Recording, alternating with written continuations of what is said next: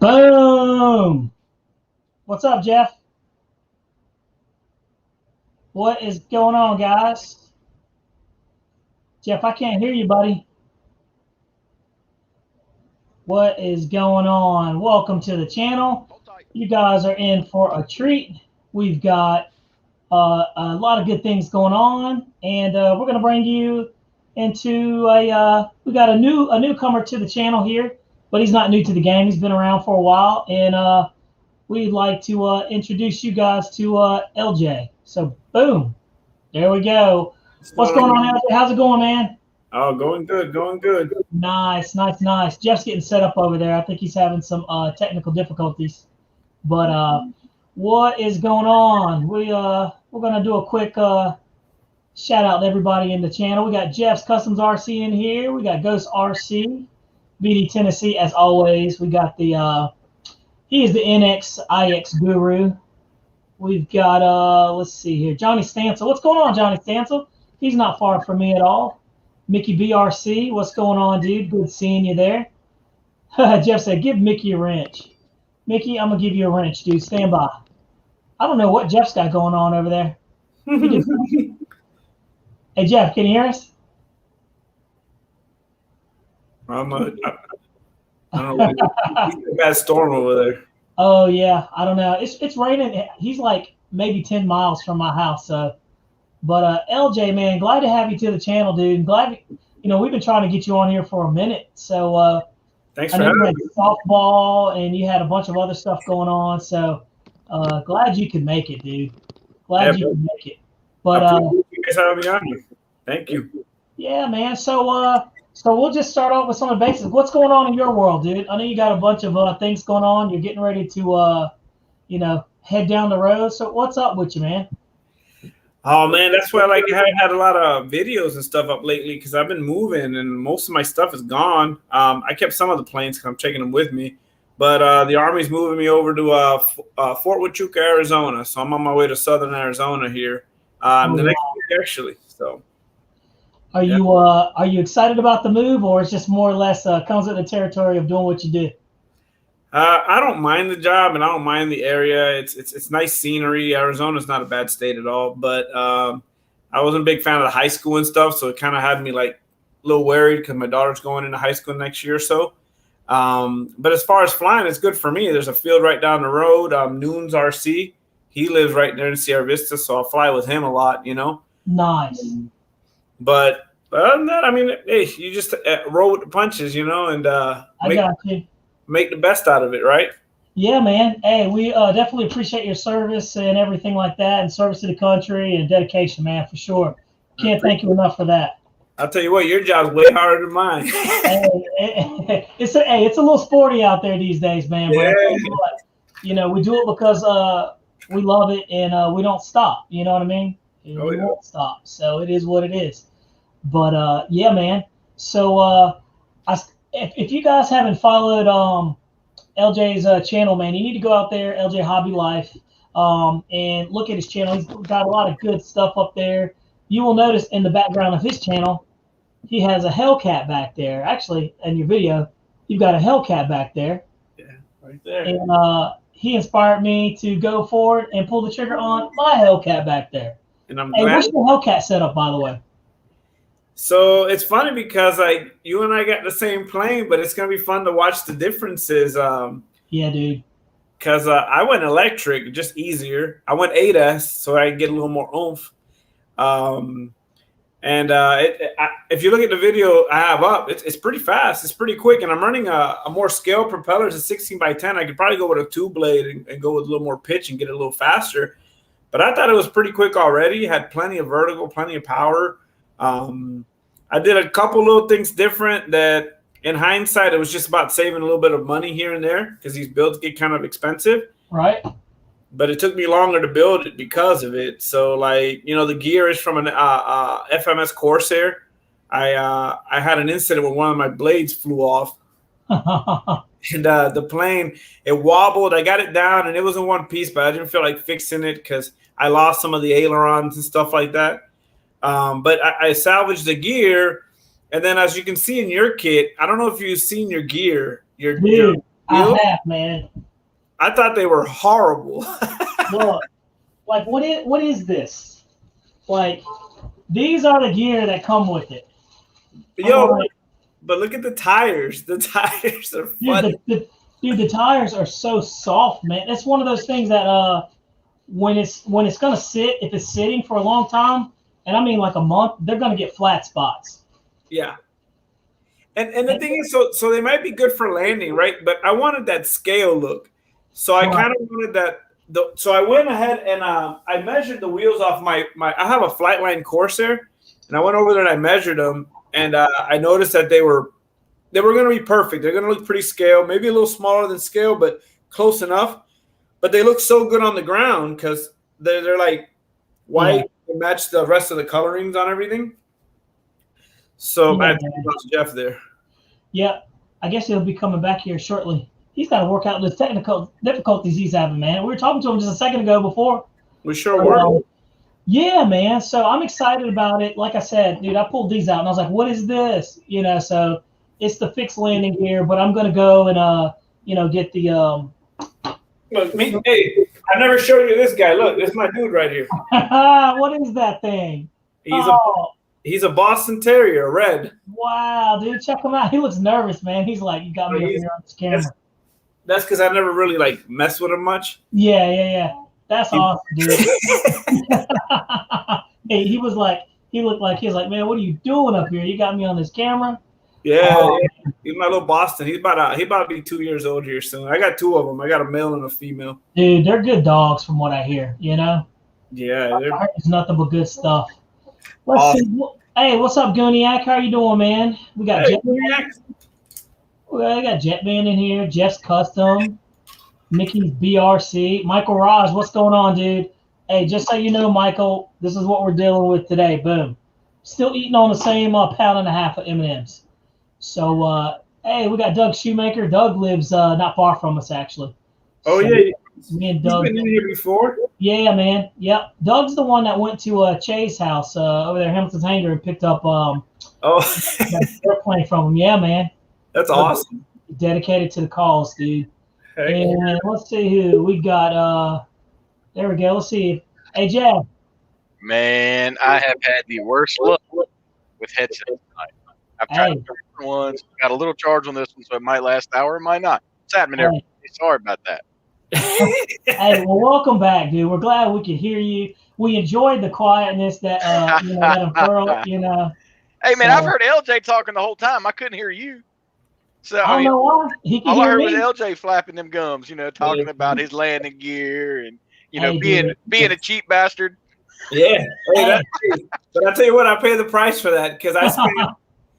Honestly, the whole build, I want to say 60% of my time was spent on that gear, and the rest was everything else.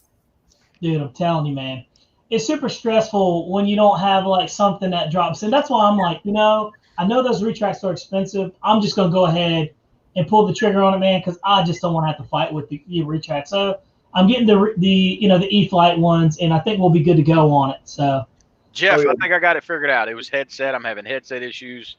Just trying to get one that's charged. I was doing my manly duties, before we got on the live, so I was a little late getting to the show. Hey, well, you're here, man. We're glad to have you, dude. Oh, well, I appreciate you guys. Thanks for inviting me to your show. Yeah, well, as we always say, you're an integral part of this show, Jeff. So, hey, Bobby, what? You ready for this? Dude, I was giving a spiel, man. I was getting ready to boost you up. You just interrupted. Oh, wow. Okay, see. Oh, wait. Oh, dude, man. That guy's going to have a stomach ache tonight. Hey, man, it's really good, though? What? These things right here. They are good. Dude, them things are banging, man. I also heard it makes it feel like there's like you're skiing in your mouth, dude. Or is that the peppermint patties? I think that's the peppermint patties. Hey, dude, I think that's something you put up your nose, Bobby.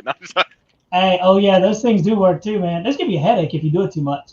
Hey, Jeff Custom said, "What the heck, Jeff?" Hey, there's a Soyce, right? That's my buddy Tim from Florida. He's the one that helps me out get all the planes around the central. Oh, Soyce, what's up, brother? So he's the one buying all the good deals down there in Ocala and all that, huh? My buddy Tim drives all through Ocala, Tampa, Pinellas Park, Orlando. Soys is the plug, dude. Hey, look, I had to give him a wrench. So boom, sucks. He's got a wrench just like that. Oh man, look at this. My wife's in here too. Oh, is that Maria?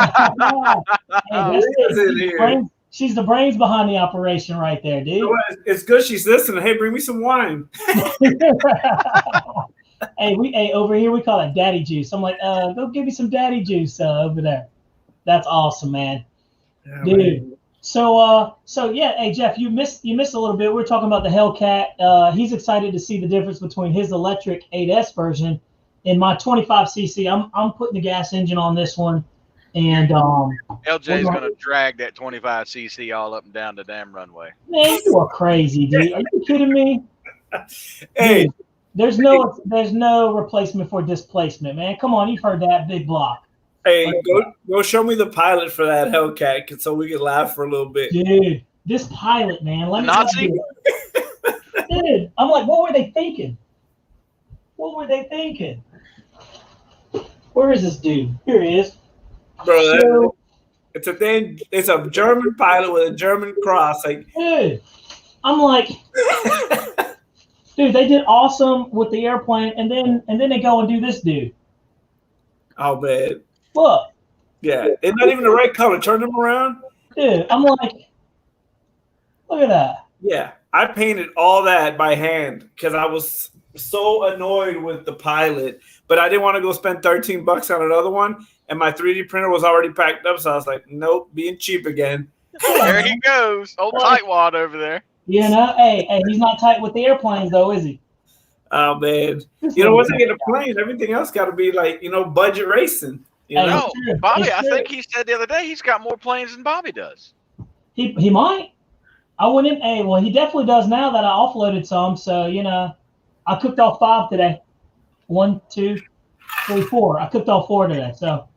Well, damn, which ones you cook off today? I know you were doing 2. What happened? So the Super Scorpion's gone, the Stinger 64's gone, and the Lish is gone, and my 90mm 8S F-16 is gone too as well. So those are the 4 I cooked off, and I ended up getting the Viper 90mm back there.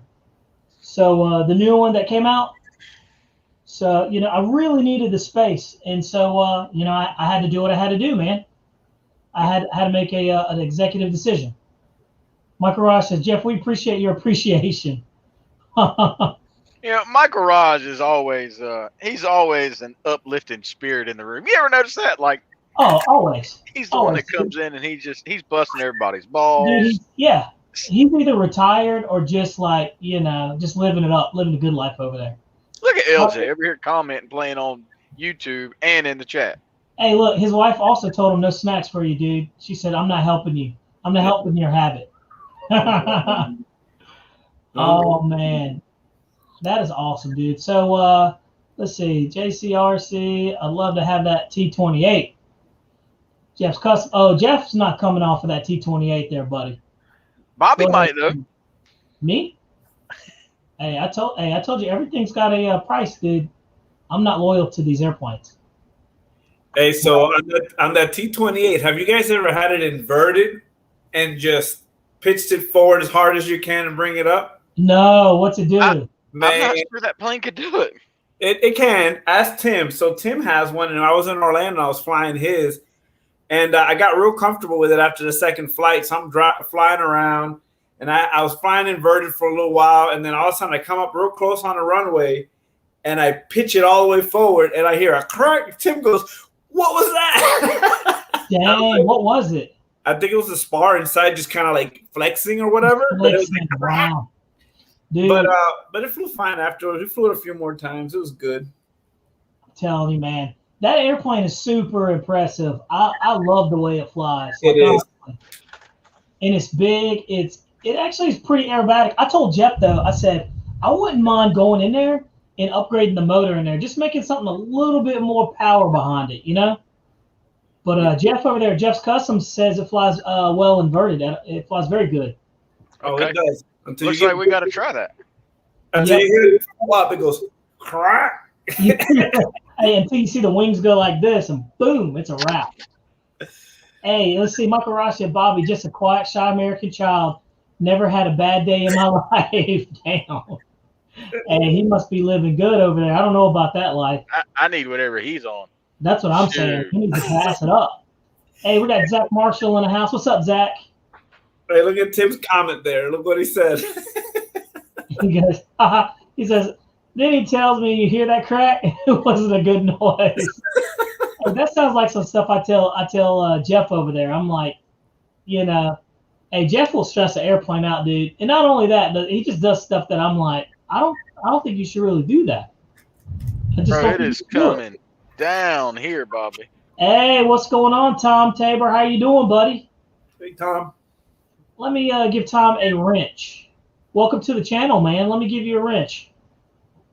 Yeah, I hear the thunder in the background for sure. LJ, what's that? The V12, the V900 behind you? What is that? Or is that your? No, that's my Tucano, man. Oh.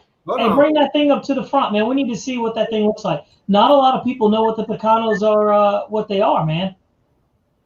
Let's talk about it, because that would be a good one for a lot of people. I mean, it's a slick airplane. So when I bought this plane, right, guys, this plane was $155. They had a $15 coupon. I think I got it for $150. Oh, wow. Right? But it is a 64-inch wingspan. It's awesome. This thing flies amazing. It comes with fixed gear and stuff like that, but honestly, you know what gear this is from? What? Futura. That's from the Futura. Right? Oh, okay. I crashed that plane and I had to recycle, and some folks told me it wouldn't work, but the pin on it is big enough and strong enough to work. So I took apart F-86 gear and a couple other planes, but then this one had the biggest pins. So now I've landed it I got about 6 or 7 flights on it, and everything's good on it. But for the price, even now, when it comes back on sale, I think it's like $170. It's worth every penny. Every penny. Really? The detail on the cockpit is really what got me. Like, compared to the Hellcat, this thing has amazing detail. The Hellcat is like wood and a German pilot, Now that's balsa. Yep, it's a balsa plane. David Hogue, what's up, brother? No, this is balsa, yeah. Yeah, man. They got it, Look, out of all those planes he got, he decided to keep the cheap one. Which one? He was like, I don't want. He said, the ones I kept at home, the movers didn't pack up because I want to make sure they're taken care of. And that Tucano was one of them. Yeah, because I put time into it, so I like the plane. Yeah, dude, it is a nice airplane, and Tom brings up a good point. He says it's a beautiful plane. I like it because you can see it with that orange and that red, and dude, I bet it shows up nice. Ooh. Did you hear that? Good gracious! I just heard that thunder too. And yeah, it's thundering pretty good over here. So you can see that plane real easy in the air. It flies real good. It has 0 bad tendencies. You put it up real high, cut throttle, let it die, and it just noses down. It doesn't need flaps, slows down real easily. Would you recommend that for maybe a beginner plane or second or third? He is a beginner. If you're getting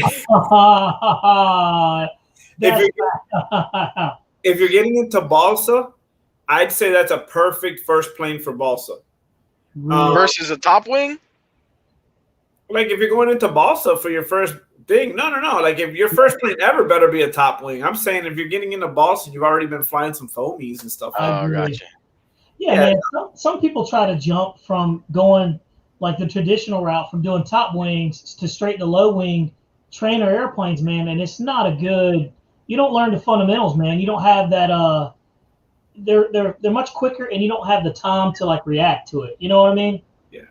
But I'll tell you what, this thing, I'll tell you, it is a very, very easy plane to fly. Very easy. Whoa, Michael Raj. No, Bobby's the one that's got the problem with the planes and the trees, not me. Hey, look, that was one time, dude. That was one time. That was one time. It happened one time, dude. Try to hold me on that. Hey, don't worry, Michael. Talking sideways. Don't worry, Michael. Jeff's gonna end up hitting some trees. He's He hasn't done it yet, but he will. It's gonna happen. Call me Bob. Hey, That T-34 does look nice from motion there, Jeff. yeah, the I've Boston seen it a few times. T-34. Yeah, man. Who makes that one, by the way? Probably Nexa or Black Horse. One of That's these. right. Yeah, dude. Nexa, I'm really impressed with some of their models, man. And this is what I'm saying. Like, me and Jeff talked about it last time, but with the prices of everything kind of going up, it's almost logical to go and like just go get some Bossa airplanes. For sure. Hey, question. Have you looked up? So I did my math the other day on how much I got into these two builds, the Tucano and the Hellcat. I'll never do that.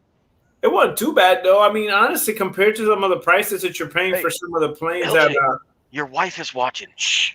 I tell her. She the most part.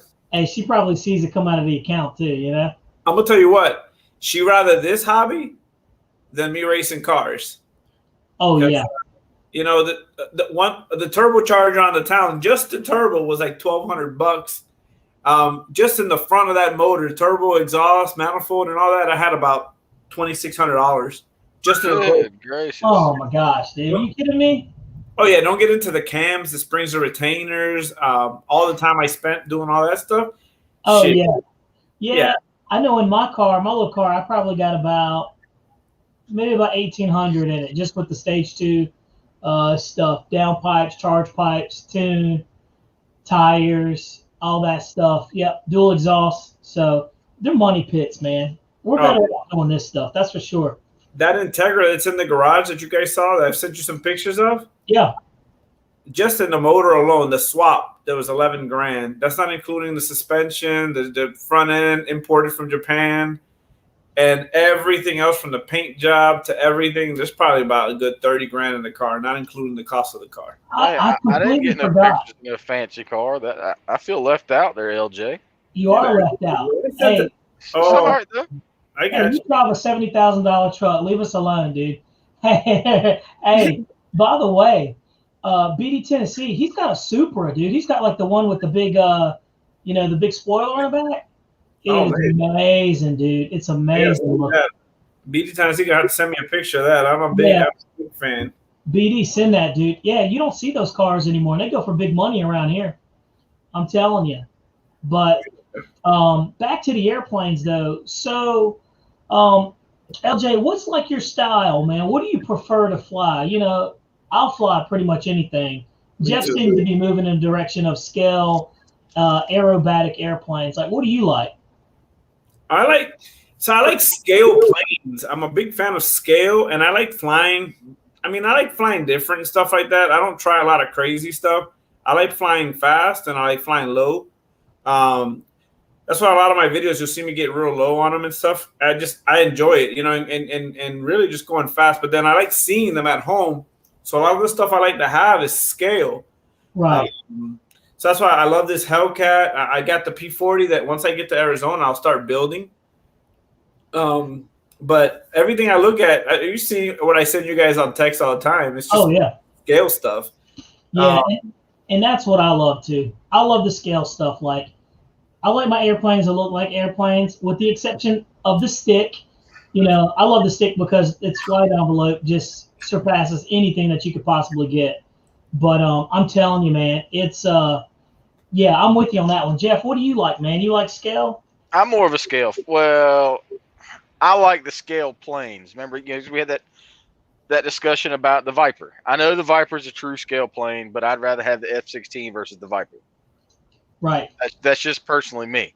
I'm a big fan of the Cessnas and the Cubs. That C-130 out there. I love the way the planes look. Love the way, them Cessnas fly great. And you can't beat a Cub. That's true, man. You're absolutely right. You can't beat a Cub. Super versatile. My only argument with the Cub is they don't like the wind. They don't like a lot of wind. So, there is that. But, hey, look what Michael Rice says. He says, LJ likes and flies a lot of the planes I like. So, guys, if you haven't already, go check out LJ's channel. It's LJ Hobby Life. And look at some of the airplanes he's flying, man. He's got some good quality stuff. No junk in there. And, I fly the stuff that he likes. So, he flies the stuff that I like. So that's why I started following your channel. And LJ, I was following your channel for a long time, dude. When you like just started, and I was watching a couple of these airplanes, and I was like, man, he's flying some cool stuff. And that's kind of where I found out about Free Wing and all these other airplane makers and stuff. So, dude, I've been following your channel for a while.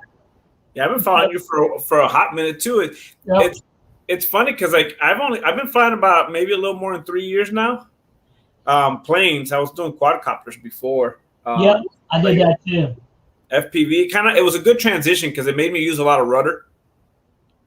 Yep. Yeah, absolutely. Yeah, it's like, and if you don't know how to fly airplanes with rudder, like some of these big trainers do, you haven't hit the waypoint, the threshold yet, because everybody should learn how to fly an airplane with rudder. Isn't that right, Bobby? Jackson RC Aviation says happy birthday. That's him on Facebook. Oh, thank you, man. I certainly appreciate it. Right. It's Che's birthday too. It's Che's birthday. It's Bobby's birthday. Yep. Me and Che have the same birthday. I'm a little bit older than him. I'm a lot older than him, but older than dirt, cuz. Yeah, dude, I hit the big 4-0. You know, what are you gonna do? Oh, but hey, mine's coming up in September 5th. I turned 27. You know. Hey, babies around here, dude. You kidding me? Hey. Hey, LJ's on your heels, and I'm on LJ's heels. I'll be the youngin tonight. That's fine with me. Hey, it's all good, but I certainly appreciate all the happy birthdays, guys, and everything. So you know, you still get birthday spankings, Bobby? Yeah, but they're a little different. You know, you get a little older, they get a little different. You know what I mean? Like, I'll get you next time, buddy. Yeah. Hey, no, you're not, dude. I don't play that game. Hey, so quick question, since you guys have flown both, right? I have my own opinion. Okay. Between those big Carbon Z planes, right? Yeah. And I've flown a few of them, and honestly, I have two of my favorites, which had to be that Trojan, the T-28. But, man, I sold my Cessna thinking, I got Draco now. I don't need it, right? And big mistake. I regret the decision. What? I love that Cessna. Yeah. Cessna's a great flying plane, man. You cannot go wrong with it. Man, I sold mine. I traded mine for a T-28, and then I kicked myself in the rear end, and I found one at a swap meet, and I picked it up, man. I didn't even ask. I didn't do the guy down on pricing. I was just like, hey, man, what do you want for it? I'll take it. Right. By the way, that Cessna flies circles around the cup. We did the video of it. Jeff and one of our good friends, Rodney, that flies out there with us, and we realized right away that Carbon Z Cessna is a monster. It's just a monster. It is coming down outside. I know, man. We can't see anything. We just see your reflection of your kitchen. You kids still can't see nothing. No, you got that tinted window on that not RV, bro. Yeah. Is what it is, homie. Hey, we can see all up in his stuff. But no, guys, hey, we got the Air Marshal in here. We've got Shoemaker in here, man. We got a bunch of good people. Tom Tabor, thanks for joining the channel too, buddy. Good to see you in here. Let's see here. Hey, look, Mickey says they'll last another year. What? Hunter, what's up, buddy, by the way? Hunter Yocom. Good to have you in here, by the way. What's he talking about? It's going to last a year? Probably the foam on them Carbon Z's, man. But I mean, they held up. I fly the dog snot out of everything I've got, man. And they've held together pretty well. I mean, I like my foam plates. Like, I'm never gonna stop buying them, right? Lately I've just been trying to replace my foam Warbird fleet with balsa. I'm telling you, man, you won't look back. No, I truly do enjoy it, but like, I mean, some of the stuff that they come up with the foam stuff, you know, like, man, some of those jets and stuff, you just can't beat them, right? Like this big old honking piece of foam there. I find that to be pretty cool. That foam tube with 270 millimeter EDFs on it. That's all it is. It's a foam tube with 270 millimeters in it. That's all it is, man. But it's pretty though. It's a good looking plane. You should see it fly. It flies amazing. It's phenomenal. Bobby or Jeff, neither one will come up off of it. So it's like, man, come on. I won't do it. I want the big one, Doug. I want the big, the carbon or the Crafter's Cub, the 165. Yeah, he's wondering when we're gonna get that big timber, dude. After flying the Cub on Microsoft Flight Sim, dude, I'm telling you, man, it opens up your eyes to these airplanes, and the Cubs are just a great flying airplane all around. It really is. The Air Marshal said, "Get that HSD Cessna 182. It's beautiful flying plane, LJ." Yeah, no, I saw his comment. I commented back because I haven't looked at it because I do like the scale details on it, and I know a lot of those guys have had it on their channel. And like, look for replacement parts though. Can't find them. Well, I'm hoping to not have to look for a replacement. Bingo. There's right? always the what if though. Dang, Jeff, what are you trying to imply, dude? He's just gonna tear it up? Man, I mean, I'm just saying. Dude, that's terrible, man. Hey, but I will say this though. Jeff's right. If you look at that, the FMS 2,000 millimeter Beaver, dude, that thing is massive. That is a nice plane too, Jeff, for sure. For foam, it's really nice. And like I said, I'm still gonna dabble in foam, but I'm gonna start switching back into the balsa stuff as well.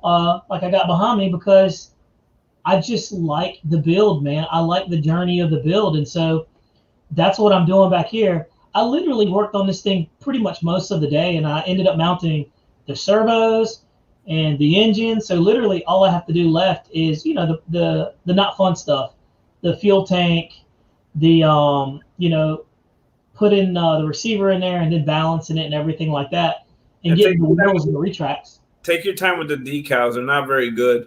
Yeah. I'll be honest with you. I think I'm going to order them from Calligraphic. I want the same exact ones because I like the numbers and stuff. So I'll probably order the same ones from Calligraphics and redo it because the plane deserves it. It is that badass. Dude, it's beautiful. The problem with Calligraphics, she's so far behind right now. That's fine. I mean, I'm so far behind. When I get to Arizona, my next project is going to be that P40. And that's going to take me a little bit. But I was happy with that P40 because that thing comes with the electric retracts. And I know on Tower Hobbies, it doesn't say everything it comes with. But it does have the electric retracts already in it. And that's always your biggest headache, in my opinion, when you're building a plane, is like making sure the retracts are right and all this kind of stuff. Right. So for the price before, when I bought it, it was $429.99. And then over $400, you got like $50 off or whatever. So after tax, I pay $400. Now it's $500, but I think they still have the rebate. So you might still be able to get it a little cheaper. It's a crazier build though, because it's got a bunch of carbon fiber and all kind of stuff. So if you're going to put gas motors in it, I suggest not go with that model. But if you're going to go electric and maybe I'm going to go 12S on it. And I think it's a nice model. It looks really good out the box. I haven't really completely taken it out the box, but everything I've seen so far looks phenomenal. That thing's going to be a beast, dude, on 12S. It's going to be something to, I mean, if you're not going to make it gas, you might as well go ahead and make it 12S. Make it scream, I guess. Hey, look, Jeff says my Hanger 9 Balsa P51 flies awesome. Yeah, I mean, they do. I'm telling you, it's just different. But let's talk about this. Michael brings up a good point. Let me see. So he brings up a very good point, and this is one that I agree with because you will always see a lot of people on YouTube streams talking about airplanes that fly really good, and it seems like everyone is talking about good planes, right? Like they only show the ones that fly good. But Jeff, have we not covered airplanes and said airplanes that don't fly good at all or need some modification? And as he says that, though, I think just about every plane does fly amazing to its certain. So it doesn't. Yeah, well, I mean, Bingo. Every plane has its certain characteristics that makes it. You're either going to enjoy flying it and thinks it flies amazing, or it's just going to fly like garbage. And Hey, you guys know how I feel about the T-45 from Freewing. Oh yeah. I have a love-hate relationship. I love how it looks. I love how it flies. But man, that thing when it started coming down, I don't know, man. Like I land everything else pretty decent, I'm not saying I'm like no professional by any means of the word, but like, man, like that plane always gives me like hell every time I come to land. Is it heavy? Is it just because it's heavy, or? I don't know. I think the guys at the field just kind of scared me with it. Like, oh, you got to bring it like that. And I was like, oh man, like, and I mean, these guys, some of the guys I fly with at the field are like, man, there's a few guys in there that are just like fantastic. Right. And they really know their stuff. So like, man, they start going real technical with me. And man, I just come in, I put some flaps and, I flare at the end and I'm good to go. Right. So lately I've just been doing half flaps on it and then coming in, I feel like it's better because I just land fast. But man, I landed that thing one day. I was so like, you see it on my video. I'm like nervous as hell, and I landed right on the grass. And I was like, "What is wrong with me?" Your guys sound like guys at our field. And Bobby, when I landed his, was it the F4? Oh, there we go again. Oh yeah, you can't do it. You need to go around. Look, Jeff, that's the best landing I've seen you do. No flaps. Like, Jeff, come on, man. Look, I'm a good pilot. I'm not a great pilot, but I'm a good pilot. You're a very good pilot, and you're good enough that I trust you with my jets, right after maiden and stuff. But hey, Jeff, even a blind squirrel finds a nut every now and then, dude. You know what I mean? Hey, look, you got lucky with Ray Charles. You can still see me there. Hey, look, you know that you came in high on that landing, midfield, and that airplane settles down nice. That right down, dude. That thing was beautiful. That's a beautiful landing, man. I got to give the credit where it's due. Didn't bounce, it just. But I get glued to the ground. But here's the thing, though, Michael. It's true, and that's what I try to do different than most of these other channels. Is like I just try to give you an honest opinion about these airplanes. Like if it doesn't fly good, I'm going to tell you it doesn't fly good, in my opinion. Now, most of the airplanes that come to the market, they're all made for like consumer consumption. So they're going to fly decent to a certain standard, and there's always modifications and it varies from person to person. But like I've got that Viper 90 right there. You'll see everybody on the internet's been saying it's an awesome flyer. It flies great. It's this, that, and the other. And I'm like, that's cool, but I want to fly it and see exactly because I'm not working for anybody. You know what I mean? Like I'm not getting any free airplanes from anybody. I'm not getting any kickbacks. This is me doing what I enjoy doing. So if you want an honest opinion, I will always give an honest opinion. I'll never bash an airplane company because, they always have high hopes for their products they're putting out. But I will always talk about the upgrades and the good things about it. And I'll also talk about the bad things that I find or room for improvement. Not bad, but just room for improvement. Look at Michael Rise talking about Jeff stick to tow trucks. Damn. Hey, he's right. Tell him, Michael. Tell him. Hey, another terrible. This is one terrible airplane I will vouch for. It's called the Tango, and it was her Hangar 9 came out with it, and it was horrible. That was the first airplane I think Doug put together, and it was absolutely horrible, man. Short coupled, short fuselage, super like. Oh, man, it was horrible, dude. It was just horrible. It was very sensitive on the ailerons. Oh, man, terrible airplane. I'm glad that thing went out. That was like the worst airplane I've ever had. It's like a 1.5 feet long with a 12-foot wingspan. I mean, yeah, it's like flying a shoebox. Seriously. Let's see. David Hoke says, I heard SIG is accepting orders for kits. They don't have cut. Having supply issues, delaying shipping really bad. I think they had a bad fire a while back ago. Well, then all the airplanes should smell like, should have that smoky flavor to it when they're flying. Oh, well, we don't need them being like Motion, and having some faded planes that you're selling. Oh, well, yeah. Hey, that's not Motion's fault, man. That's the T-45. Oh man, mine's is half yellow, half white. Hello. Oh my God, you see my little girl? Get out of here, baby girl. Come here.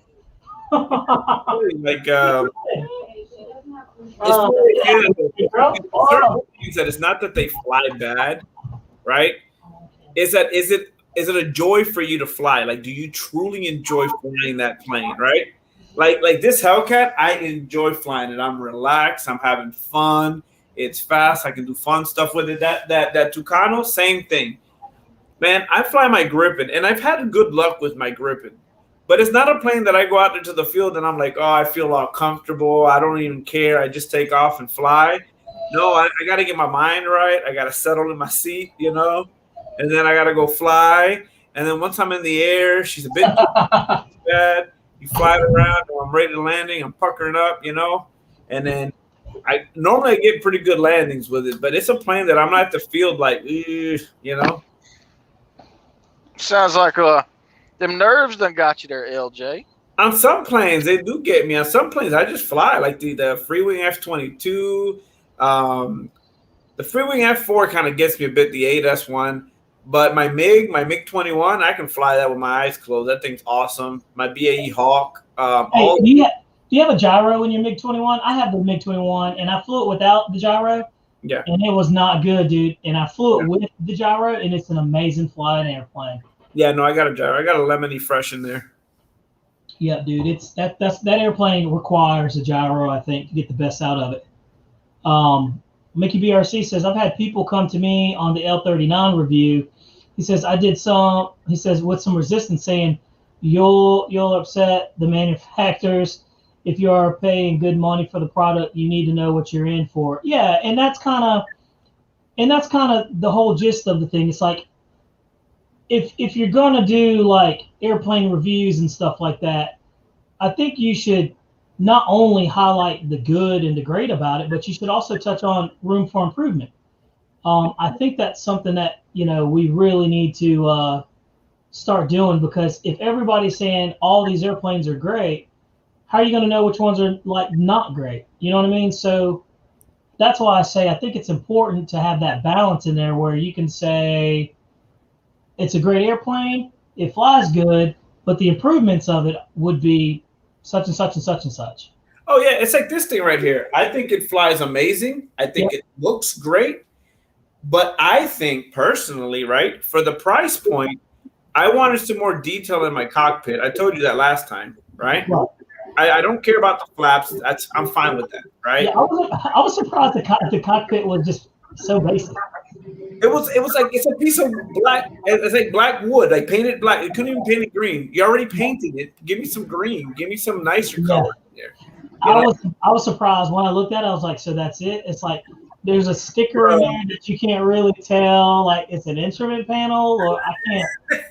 Bro, it's you can't get lazy on that part. But like I said, it's just some things like that. But you can tell these companies that are paying people to give reviews, they're paying attention to what we're saying and everything like that, which is great. But like I said, LJ's got a baby in the background.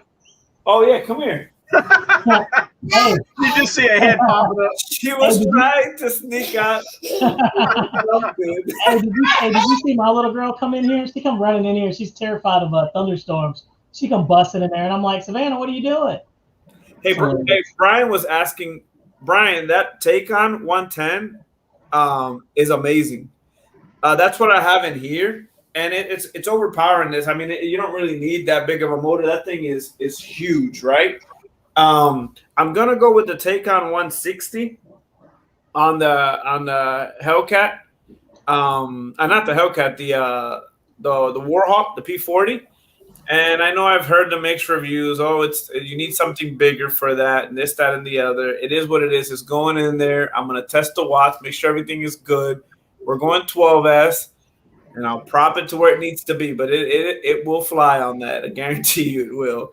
But those Taycan motors, for the price, you cannot go wrong. I promise you cannot go wrong.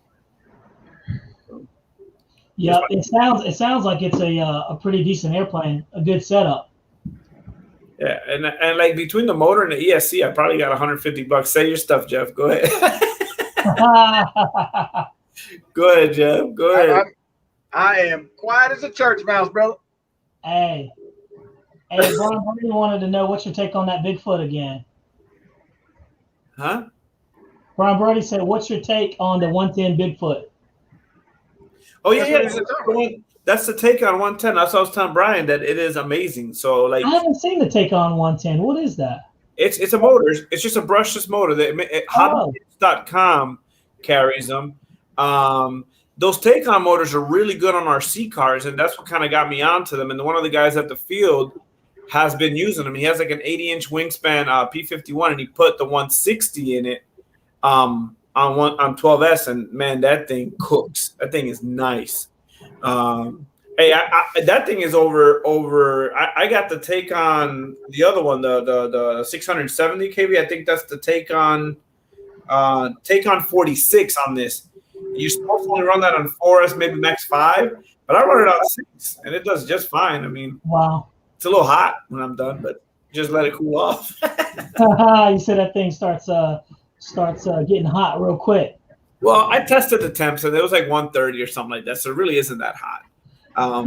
That's something I probably should invest in, is getting a one of those little infrared heat guns to tell, just to see what these like EDFs are doing. You know what I mean? But I've never really thought about it. But I know for cars, it's so necessary for the nitro cars. For the electric ones. Yeah. I mean, hey, Michael Ross says planes are kind of like golf clubs. In your head, it looks good. You're gonna fly it, or fly it better. It's true, man. Hey, give Brian a wrench there. Give Brian Brody. Did you guys check out his video today from Jeff's Custom? Brian flying his. No, Jeff, pull it up, man. Oh man. Let me give Brian Brody a wrench. On Jeff's Custom, man. Jeff, man, that paint job on that thing, I was thoroughly impressed. And then I had never seen it. So I started, man, this morning I spent about half an hour after I watched this video on checking out that scheme. And he does a phenomenal job painting that thing. I was super impressed. Dude, we'll have to take a look at it. Jeff, Jeff's going to pull it up real quick, man, and we'll all look at that thing. Yeah, for sure. Let's see. Mickey BRC said, yeah, we didn't dog the HSD on the L39. We love the jet, but if some more attention to detail was spent at the factory, it would just make it that much better. It was a series of small things. Yeah, man. I mean, and that's super fair. That's what you really want to hear. You know, like you want to hear the full circle. That way, when you get into buying these airplanes, man, you're not let down. Nothing's worse than when you get an airplane and you're let down. You're kind of like, man, I thought this one was going to be good. Like, I'm hoping that this Viper 90, I'm quite sure it's going to be an awesome flying airplane. But we'll see, man. We'll see. I'm super stoked about it, and I'm super happy about Horizon Hobby, man. They've been churning out the airplanes. We can't say anything about, they're not doing it, but super happy about that. What's up, C Mafia? Got C Mafia in the house. Let's see here. Hey, my boy. Yeah, let me give C Mafia a wrench. Downstairs because mom's listening. Oh, you guys getting ready to go to bed, huh? No, they better go. Hey, you guys need to go downstairs. Hey, I love it, dude. I love it. And see, that's the cool thing about it, though. But it's like LJ said, just like the Admirals and the Lemon RX with the satellite receiver. Yeah, Brian was asking me about them, but I just use like the Lemon RXs. The only thing I'll tell you guys with that stuff is I figured it out the hard way after losing some planes. But the pots on it, right? So it's got these pots, right? And then you can turn down how much gyro gain you have and stuff like that, right? Number one, make sure that thing is secured in there correctly, because I lost because they got loose in there from the dual side tape. Number two, if you're running like an NX8 or even like those DX8s or above that have that potentiometer, it will automatically on those lemons, right, go to it. So you can it'll adjust like how much gains you have, right? Your overall, your master gain for all of them combined. And if you have it all the way, and it makes your plane uncontrollable. I didn't realize it, so when I went flying, I had it all turned up, and I was flying on a windy day and lost the plane. Oh man. So my suggestion is set your pots and put that thing down to 0 and then kind of get it to where you like it, but start at 0. If you have any remote with the pots, because you'll notice if you turn that pot all the way up, it'll go like they'll be real twitchy. So they're good receivers, and if you're using a Lemon with diversity, right? Right. Just make sure that your satellite, right? You're using the satellite on it. I like to put satellites on them just because it gives me the warm and fuzzy. Yeah, that's actually. Yeah, I bought one that didn't have the satellite. I got it in my Free Wing SU-35, and B in Tennessee was telling me, he's like, man, go ahead and get you one with the satellite. And I was like, no, man, I'm good, but it's probably not a bad idea. Let's see here, but yeah, man. Let's see what Tom Tabor said, and if you guys want some Awesome combinations. Use the 1835 Inrunner 12 blade from Motion RC. It just rocks. Oh yeah, I've heard nothing but good things about that. That setup's actually pretty nice. So, hey Jeff, I'm getting some type of feedback from your computer or something.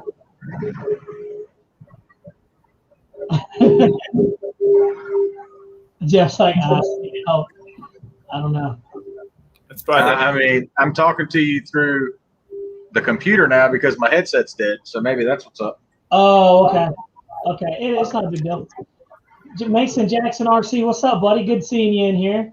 Hey, We Mason. got Mason Jackson in here. We got LJ, Jackson, respond to my text. boom, Jackson RC Aviation in there. We've got C Mafia in the house. Yeah, man. So it is important about that. By the way, LJ, what's your take on gyros, man? What's your takes on that? Hey, Michael Ross said, leave Jeff alone. He's just sitting there quietly. He really is. And that's the problem. When Jeff is quiet, dude, nothing. He's either plotting something, doing something, or he's texting something. And he just did one of the three. Gyro. I like gyros. I mean, some planes. Huh? What happened to Jeff? I can't hear him. I muted it because Bobby's complaining. That ain't the text I'm talking about. Go up a couple. He's wondering what video. The video we're talking about. Go to Jeff's Customs. He loaded it up today. Check it out. Yeah. So it's P-47? Yeah, P-47. Yeah, man. Okay. Awesome. Man, gyros. I don't have a problem with gyros. I think some planes really do need them to help them out. Like you said, the MiG-21. I started off flying everything with gyros, and then lately I've been trying to like wean myself off using them. I've never really like get into safer stuff because I kind of learned without it. But I don't have a problem with it, by the way. I know some folks do, but the gyros itself, I don't mind them. I really don't. And I don't think it's like a crutch, or something that you, oh man, you fly better or not. No, I think if used correctly, it helps you just clean up your flights and stuff like that, especially on planes like the MiG-21 or even the Gripen. Maybe that's why I don't love the Gripen, because I don't fly that one with a gyro, even though I probably should. But I've been trying to wean myself off. Like this guy here, no gyro, and the other one, no gyro. I'm going to fly the AL-37 without a gyro. But I have them, and a lot of my other planes, it's already set up and they fly good with it. Why take it off? So like my free wing F-22 flies great with it, so why take it off? The F-4, my 8SF4 flies great with it, so I'm not going to take it off. I don't use gyro. I mean, I've used them before, and some of the jets that they desperately need them. I know it's not me, but I don't use Expo. I don't use, I don't use a lot of gyros a lot. But I'm telling you, man, there's a place for gyros in some of these airplanes. I was getting on Jeff about throwing a gyro in his big old 330, his big 100cc gas plane, but it makes it fly that much better. It's already a great flying airplane. I'm like, why would you not do it? Yeah, no, and that's the thing is I fly with Expo too. And when I have a plane that's just like it's got a gyro, and I know I'm going to fly with the gyro, my Expos get turned down. So I go like 25, maybe 30%. And then I've been giving myself more on rudder because I was listening to Guniac, and I know he puts a ton of rudder Expo on, and I didn't understand why, because I would put myself less. But then now I get it, because I was noticing sometimes that my planes were like, and it's because I was fat fingering it, and as I'm coming up with my fingers, this it tends to go this way, so you end up ruddering it up left, So by giving myself a little bit more, it doesn't do it as much, and I catch myself right instead of giving it so much, especially on a plane that has maybe like two booms on, like two rudders or whatever, two vertical stabilizers. And it kind of helps me out. So I don't put too much in it, maybe 30, 35. Now on certain planes like the Gripen has a lot on the ailerons. I'm not gonna lie, it's got like 45% Expo on the ailerons, 30 on the rudder. But that's because it's got all those million other surfaces, So dude. Like I said, it has a place. I used to not believe in the whole safe thing, and now, like, safe is awesome. Like, I love it in all the airplanes that comes out with, because it makes a great airplane that much better. So, but I'm telling you, man. So what? AS3X. Yeah, but I'm talking about the safe though. The safe is what limits turning. Yeah, but like for safe, it's good for like some of the new people that we have. You know what I mean? It gets their feet wet. It makes them feel comfortable, and then when they take that off, then they're good to go. The X3X is awesome. But you're right about that, man. It's like Ashton with the F-16. Hey, let's answer Wiz D's. He asked the questions. To be honest with you, man, I've never used it. I just pulled it up and I was looking what Wing Simulator is. I've never used it before. Jeff, have you ever heard of it or used the Wing Simulator? I haven't, but after looking at these videos, I'm not. I mean, it's got pretty decent graphics, but I think the planes could be a little more detailed to the planes. Yeah. What it look like flying blocks. LJ, yeah, I saw that. LJ, have you had any experience with it? No. Yeah, me neither. I don't know. I never heard of it, so that's a new one on me, man. Wiz, I appreciate that. I'll look into it and see what it is. Hey, we got Raven Rock up in here. What's up, Dustin? That's over Dustin and Jeff's Custom RC. We got two greats in the building. That's awesome, man. Guniak told me I finally get it. Yeah, Guniak, I do finally get it. I understand you, bro. Hey, look, I will tell you too. Guniak has never steered me wrong. He gave me some great advice on the SU-30. I upgraded the 70 mils in there with the X-Fly 70 mils, and it made it a completely different flying airplane. So on the technical side, man, I believe he is a good go-to resource that we have, man. So he really knows his stuff. And I mean, he was saying it one time, and I was in one of his streams, and I was like, man, like I didn't get it because him and Nate were talking about it. But I mean, they both fly amazing. So I was like, man, maybe I should try it, And then I kept pulling to the left. I was like, you know what? I was at the field one day, and I don't know what the heck I was flying. And just kept pulling to the left, and I was like, you know what? Let me bump up my expo on the rudder. And I did, and all of a sudden I was catching myself earlier to before I was like going into the grass, So I was like, you know what? Let me bump up my expo on my rudder. And I mean, I still don't do as high as he does, but I do like I was at 20. Now I'm doing like 30, 35 on some planes, and it does help a ton. But I come from flying quadcopters, which I never put any expo in. I fly those. I fly them the way they come. Yeah, same here. I didn't even think you could even put expo in a quadcopter. To be honest with you. Once you start messing with race flight, beta flight, and all that stuff, and you start. Oh, you're into that. Yeah. I used to race them all the time, so like I used to mess with all that stuff. I bring my laptop to the field, and I used to like do different inputs so I can hit the gaps different, and whatever. But I never got into the racing. I was building like the DJI 450s and 550s and stuff like that, like way back in the heyday when they were first coming out and stuff. You can get the kits. But hey, I got to ask Jeff a loaded question because I always do every time. Hey Jeff. Yo. What do you feel about safe, man? You feel like safe kills? Well, we've had this. It's a false sense of security today, man. But what about the people that need a false sense of security, dude? If you need that false sense of security, you shouldn't be flying a plane. Like the Viper. What is it? What is that plane? The jet. The Habu. The Habu. The Habu. The entry level EDF. Yeah, man. Just because you can fly that on safe mode doesn't mean you're going to pick up that F-16 in there or that Rafale and fly it. So I'm gonna put a caveat on this, right? All right. So Tim had been learning to fly, right? And so we went to Florida, and he didn't realize how good he was getting with the whole safe. And maybe this is what you're trying to get at.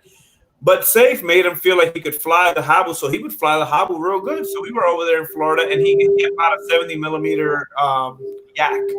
And I never flown one, so we set it up and we took it up to fly. I thought it flew amazing. I said, Tim, I think you could do it. And he's like, but Louis, it doesn't have no gyro. No, I said, Tim, who gives a crap? Fly it. I bet you will. And he had already taken the Habu off the gyro a few times. Man, he crushed it. He flew the hell out of that yak. And he was like, man, so now he's just like out there buying jets because, man, he flew the heck out of that with no gyro, no nothing. I set it up on the field. And so the safe just kind of gave him that security. And then once I kind of just edged him on because he was like, man, he only spent like $80 on the plane. So he's like, I don't care if it goes in, so I'll try it. Right. And so he took it up, and now, man, then after that, he grabbed his Viper that he wouldn't fly because he was afraid he was going to muck it up. Man, he flew the dog piss out of that. Let's talk about something other besides a sport jet, though, LJ. Like, All right. I mean, you talking like an F-16 or an F-18. You take an F-18, F-16, F-15, F-14, and you fly them compared to the Habu. Man, or the F-4. The F-4, Bobby, and I even said that it was very twitchy, and I fly with no rates, no expo, no nothing. Oh, the A4, yeah. The A4, yeah. And I had to knock it down to his lower rates because it was really twitchy. Yeah. No, and I get it. I just think, okay, so if you're being coached, right, and I'm trying to coach somebody to fly, right, and they got safe, I'll probably take them off on safe, and then I'll get them 5 mistakes high, right, and then we'll do the same thing, like, okay, try this, try that. I was taught that way by a 3D pilot that lives right down the street here, and that's how he taught me. But I didn't taught me on safe. He didn't really know about safe, so he didn't really care for it. And he would just tell me go 5 mistakes high. But when I'm teaching something the first time and there's safe there, I put them on safe, and then I get them up 5 mistakes high. And hey, try flying it up there, you know, and just do your circles and turn around, do the other way. And if you muck up or you feel, oh my God, I'm nervous or it's flying away, hit the switch, you know? Yeah, but see, that's my problem is you've got that safety blanket of being able to hit the switch. It's like flying the simulator. Okay, I'll fly this simulator all day, hovering, doing all that because I've got this little red button right here.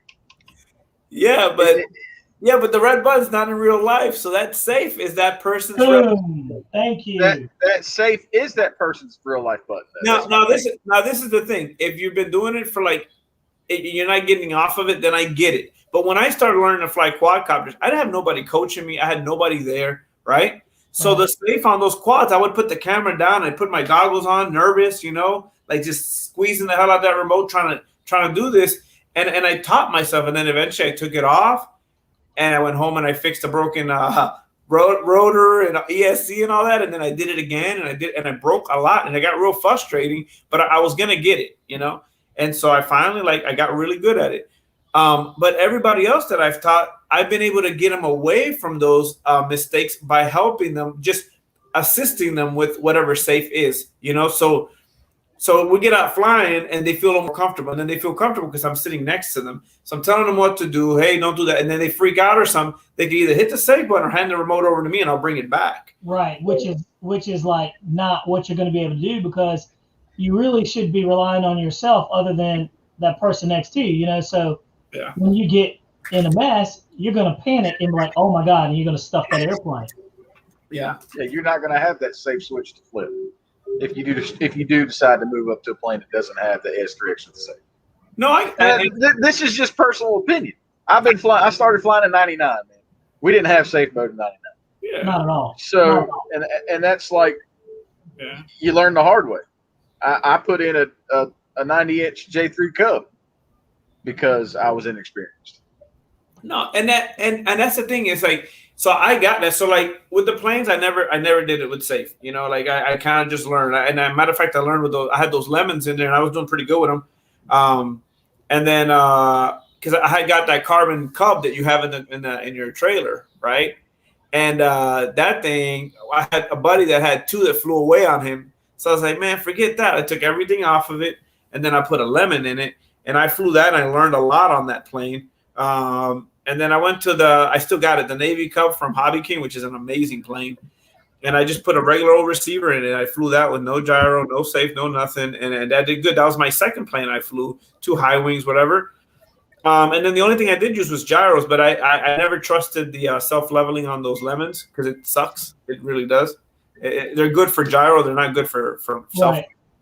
And there's been instances like on those lemons where, like, if you don't have your control set up on some of your radios right, I mean, the gyro will take over, right? Look at Mickey's our comment, bro. That's hilarious, bro. What did he say? So true, though. You made a great point there, bro. What did he say? I understand the point of safe.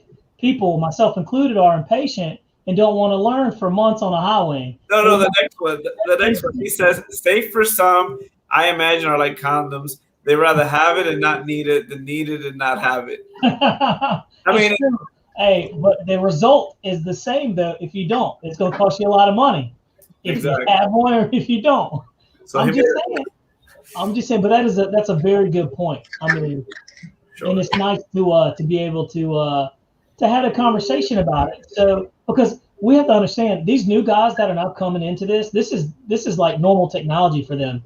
They don't know anything different. Frustrated either. And, you know. Hey, look who's there. Shay, the birthday boy is there. I see him. Yeah. Shay. Yeah. That time he paid us a visit. Yeah. Shay finally popped in. Nice. I called him and I told him, I said, I want you to answer the phone with that spunk you got when you're making your videos. He started laughing. You'll call me you're like, what's up, man? Is that before coffee dude, or after coffee? I want you to be spunky, like fire up. You got to get him in the morning. You got to get him in the morning when he's had his second cup, not the first one. The first one, he's still a little bit, still waking up. You get him on that second one, he's spunky in the morning. Dude, well, you see, he messaged us at like 6:30 this morning, or 7:30 our time, 6:30 his time. Hey, look, just to wrap this great debate that we're having about the safe, the hanger said it doesn't cost a lot if you start with the low-cost airplane like foam board. I mean, there you have it. It's true. You're not wrong. Yeah. But going back to what we were talking about, you're talking about that cool airplane Colonel Neil, was it Kirby did? Oh, yeah, put that up. Put that video up. All right, man. We're going to throw it up, and we're going to take a look at it, man. You ready, Jeff? It's up. It's waiting on you. Okay, Jeff on the ones and twos. I'll be back in. Hey, Jeff, make that thing big, buddy. Get that banner out the way.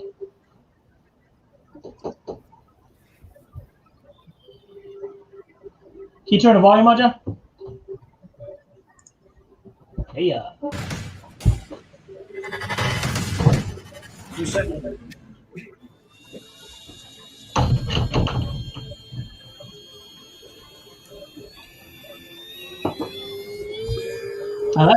Oh, wow. Nice takeoff. Rear scale. Dude, Brian's doing a good job, man. Listen to old Jeff in the background. Hey, look. That man's turned into a solid flyer, dude. You know? Hey, Jeff, look at that. I got my Pepsi right here. Me too. I'm drinking fruit juice over here. Dude, Brian's flying. Did you hear that thing? Ryan's done a few upgrades to this airplane. He has put the smart ESC in this. Okay. From Horizon Hobby. He's also upgraded the motor. As you can tell by the performance. Yeah, that thing's screaming. Look at it. Oh, hey, do you remember that? Remember that Zero I had? That Zero was nothing compared to that. I'm telling you, dude. But that airplane looks pretty good, man. He did a phenomenal job with that airplane. Look at it. Oh my! It's faster than the original because I have the normal one. It's faster. It looks way stinking nicer. It is gorgeous. It really does, man. That green on that thing. I wanted to probably get green, but man, we really got to get down and meet these guys, man. I know, dude. I know. We just don't dust it down the road.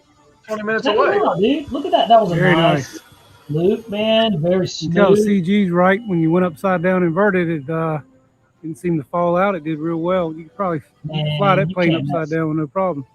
Oh, no, the landing, he kills the landing. I like the music.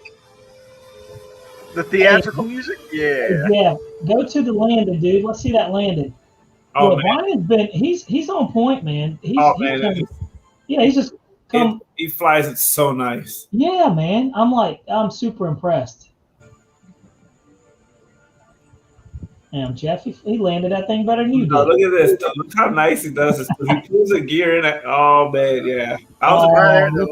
Look at that. That was impressive. Look at that, man. Look at that. Super nice, man. Smooth. Very nice job. Man, you guys live near these guys. Y'all should be flying with them all the time. Dude, I know. We're only about an hour away. Yeah. Maybe every now and again if it's an hour away. Jeff, that's good stuff right there, man. I mean. Yeah. ARG, I'd steer clear. Whoa. Whoa. What is going on here? There we There go. you yeah. Yeah, So- Arg, I had the 14 or the 1500 millimeter, and that thing was just really lethargic. Hold on, Jeff. Wait, before you answer that, just so Michael Raj knows, we don't always say good things about airplanes. All right, Jeff, go ahead.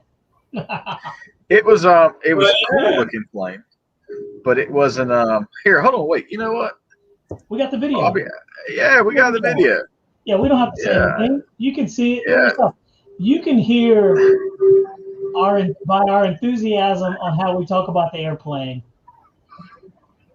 how we feel about it, and it's just It was like 12 takes to get that thing to get off the ground. dude, it was a pain. ARG said that's not good. I mean, yeah, it's underpowered. It wasn't impressive at all. It was just like flying a low-wing trainer, to be honest with you.